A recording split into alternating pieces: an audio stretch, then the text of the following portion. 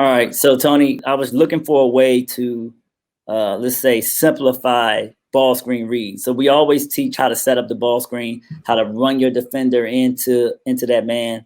That's the first decision. Just running that defender, creating separation, and once you create that separation, playing downhill and making a play. But the thing that I kind of got a little frustrated with is what's the best way to teach after the play? After you beat that screen, you get downhill. How do I know where to go with the ball? So what I'm trying to do is improve decision making. So last summer we studied and kind of made this tape, and we broke down how can we improve decision making. So we kind of narrowed it down to 3 choices. All ball screens come down to you're driving to a single side, you're driving to a double side, you're driving to a triple side. And we got a little something you asked earlier about wrinkles. We're actually going to do a 0 side here, where you're driving to no, so you kind of change the angle of the screen, and now you're driving with nobody on that side. But for the sake of this teaching, as we kind of release this video, the double has kind of been really, really popular over the last few years because everybody's going to the throwback action, right? Everybody's going to throwback action, and we're trying to make that tag defender make a choice. Are they going to go with the roller, or are they going to go with the shake person? And so we work on that. We do a breakdown drill. We work on that, and that's what I want to get. We'll get on the floor and do at some point. Or film it. We do it in practice, but show how to break that down. But with the double side, if you go into a double side, kind of okay. I gotta basically, if I separate that defender and I can get downhill, I'm gonna get downhill. Like in this case, X5 stopped 1, and X2 tag 5 rolling. So we know that 1 needs to make the pass to 2. So as we go on here in this diagram, we see X5 just kind of stays behind the man. 1 plays downhill. X3 and X4 are hugging their player, and X2 is staying with the shake. So one knew how to read it. So this decision making, as they set up, this is kind of what they're overlaying the whole court. So as they set up that move, you're not just setting up to make a move. You're setting up to read. You're using that read as a setup. And so then you see, once we set up that read, now I attack. And now based on quick reaction, let's see, as you see in this video, in this screen right here, 1 goes, runs X1 into the screen, X5 stays, but X3 comes over to help. So when X3 comes over to help, 1 comes and kicks the 3. And so we break it down like that. So we see the diagrams right here, but you try and break that down drill-wise with your kids, and you can do it whole part whole. You show the whole first and show what it looks like and why we're doing it, and then you take it and you break it down into a part where, okay, we might just cut off right here, cut off this side of the floor, and just work on throwing the tag. Or we might put 2 people and we'll just work on, okay, if X4 comes, kick it to X4. If X3 comes, kick it to X3. So now you break it down you can break down the ball screen into what do you do on a strong side? What do you do on a weak side? And then you put it together as a whole again. Now they have both. What do we do on a strong side? What do we do on a weak side with the double? And so that's a one example of double. And so then we do the same thing with a single, right? So single side, we go coming off that, X2 steps up, we kick. We see right here, in this situation, we choose the single side off a flat ball screen. We run X1 in, X5 is jamming that, X2 stays, but this person comes from, and now we got to make that pass over there. So you see, but we call it a single because we're driving to the single side. And so basically we just decided to label the decision based off what side they're driving to. This is some more diagrams as you see. Single side, run X1, X5 doesn't go. We just drive all the way. Everybody's hugging. We go off of it again. X4 comes, we kick it. And so we just work on that, like I said. So now you take it, whole part whole. You show the whole of what a single looks like. What are the decisions we can make on the strong side? What are the decisions we can make on the weak side? And then triple is the last one that we'll do. And with the triple was the old John Stockton, Karl Malone pick and roll, right? So we see triple and we come down. This is the ball screen situation. And we come down right here and we just go right into it and play. And we look to kick. If one of those people come off, we kick out. If that 5, as we were talking about earlier, if that 5 can pop that into the empty spot, we're gonna go for that 3. But You teach the strong side, you teach the weak side, and then you teach the whole. And now we're improving our decision making with the triples. And then the other thing is kids like to see things. So then we go and we'll do clips. You go clips here. The So ball now we handler got a drives clip to the tape. single side. And so what we The do is big- now, see, we just kind of define it and just kind of teach. So this is game like action. So you got the single, we're driving to the single side, single. The reason why I think this is the double side, this is the single we're driving. And now they switched off to that defender. And now he has to make a move. And as he makes his move, goes, and he makes able to make that play. Now that's a hard throw to make. That's Luka, right? That's a hard throw to make. Everybody can't make that throw.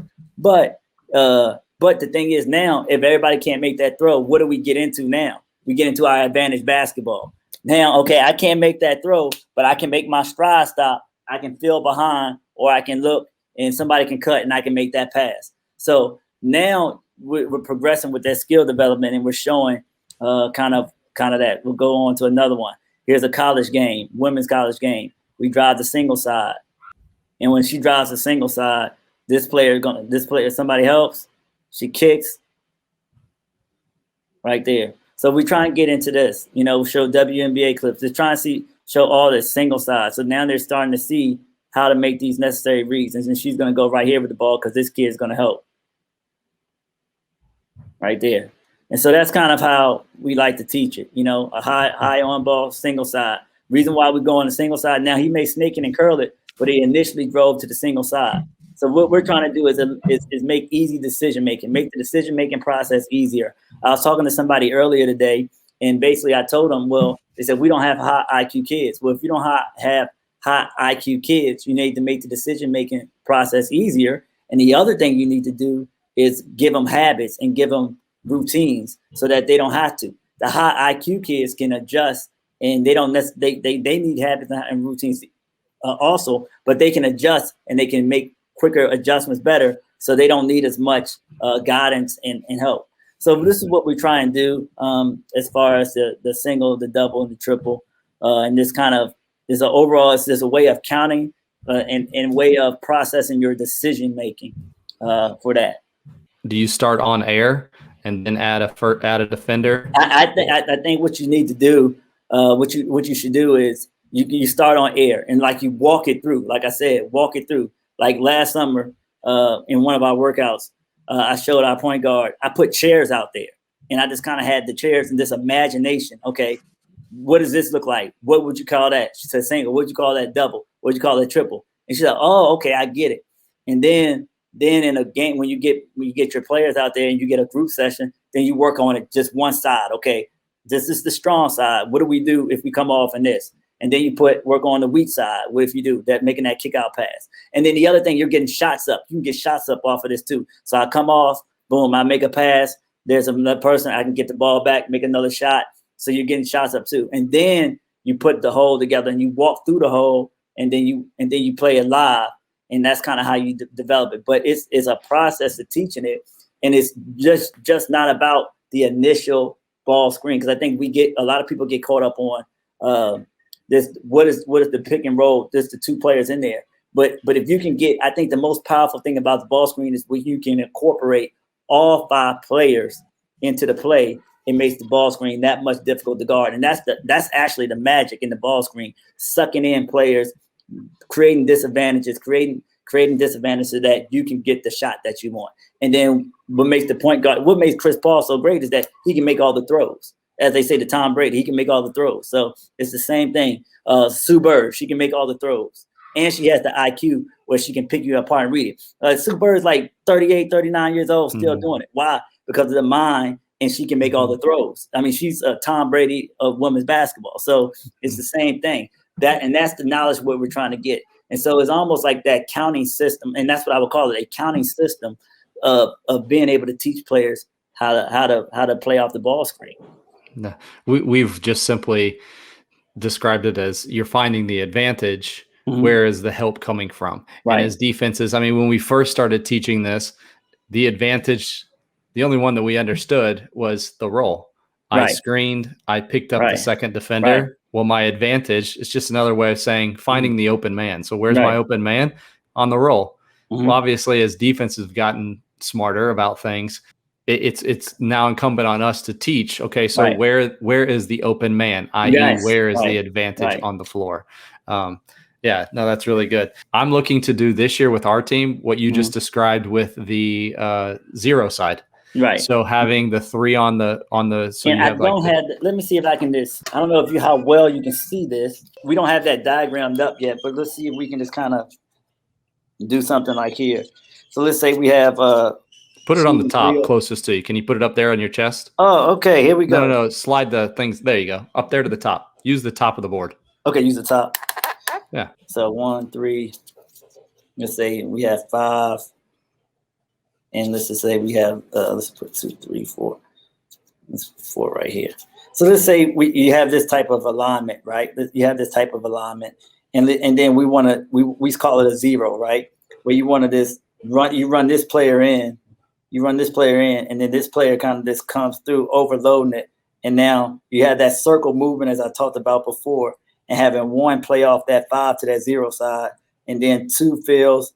5 can roll off that ball screen or stay pop, and 4 can stay spacing.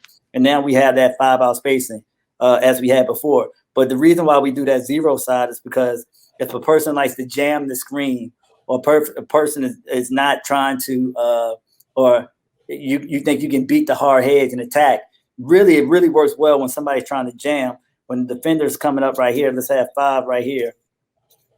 And that defender is coming up, and they're not stepping out, but they're kind of playing right here, back like that, or they're jamming it up. Well, we go right here in our circle movement right here and have them feel. Now we're playing straight downhill, and there's nobody. You pick that person off, and there's nobody there for help because everybody's necessarily with their man. So that 0 side ball screen is really a great change of pace. Really, it works really well late second shot clock.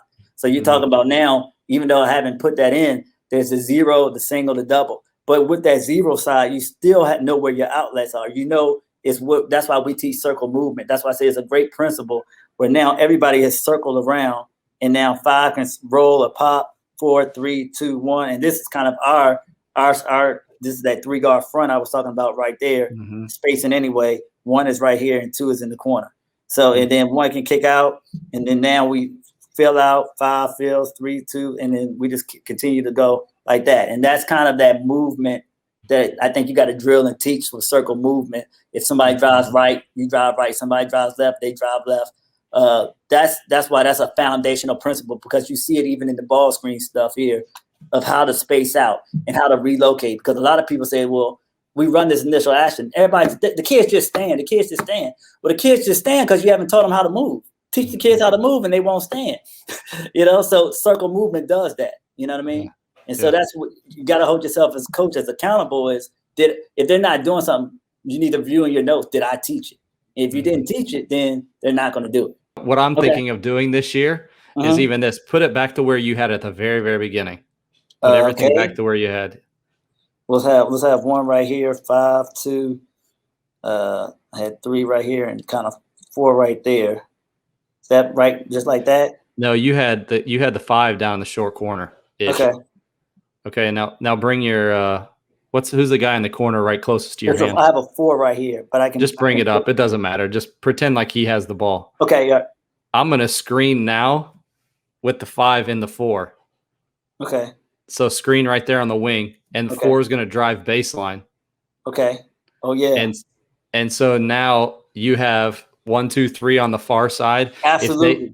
If they try to give help, then you have like that baseline drift pass. Right, baseline drift pass. If this person stays with that, because that's a shooter and they go, it's still a triple action where now I can make this pass right here, make that pass right there. Now they got to make a decision. Absolutely. That's nice action. Everybody at my level is going to be helping from the bottom. So as soon as they do, then I'm going to throw the drift pass. Then everybody's going to be in rotation. So X3, the guy who's going to get the shot is going to be 1 right there at the top. Absolutely. And the whole thing is defensively, I say we got to stay out of rotation. You got to stay out of rotation. Because if you're in rotation, the thing is going to be, if you're chasing all night, it's going to be a bad night. Yeah. For me, in all the years I've been coaching, anytime a team I've coached has chased, I said, oh man, it's not a good night. If we're chasing all night, so you want to stay out of rotation. So the last Well, since he's been here, the head coach, he's had basically the offense and I've done the defense. And this year we're switching. Oh, so nice. I'm not adding a bunch of new things. We're still playing out of concept. We're still doing our 4 out, 1 in.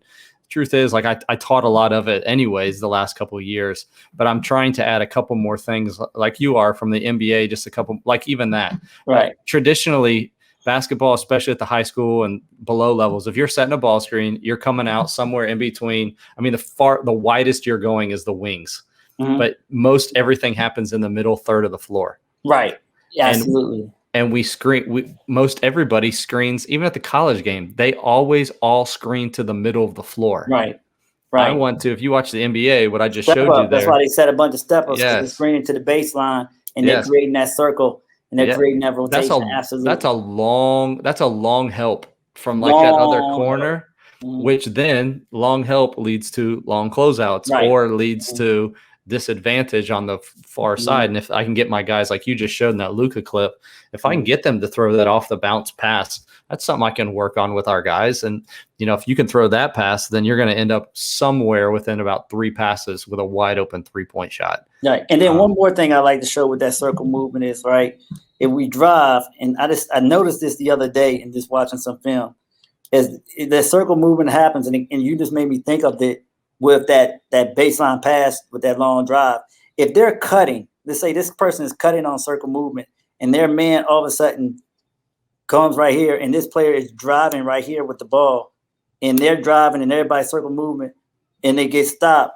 That person, this person usually frees up. They can cut right here and then come right back, and now you got an easy layup. And you see a lot of that where you see boom, boom, right there, just like that cut, boom, pass like that, you know. So that's another action, another thing that can be drilled, and kind of like you said, it's just hard. It's hard to guard. It's hard to guard, and you stretch. Like, you know, defense, they want to pack it in. You want to stretch that defense, space and purposes.